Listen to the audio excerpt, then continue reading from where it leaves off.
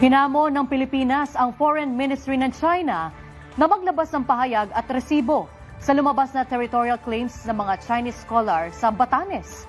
Si Bea Peniza nakatutok.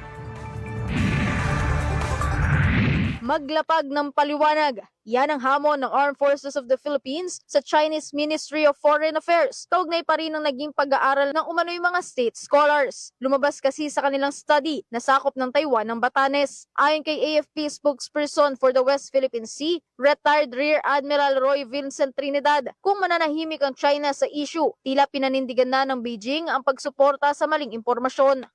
It is very important that statements like this should be answered not only by the embassy here but by the Ministry of Foreign Affairs kung talagang wala silang kinalaman dyan. This is one attempt at desensitizing the international community. Without any pushback, it will soon become the stand of the Chinese Communist Party. Walang pagbabago sa galaw ng Chinese Communist Party sa West Philippine Sea at maging sa bahagi ng Batanes. Tiniyak naman ng militar ang kanilang pagbabantay sa mga teritoryo. Their illegal presence is still there.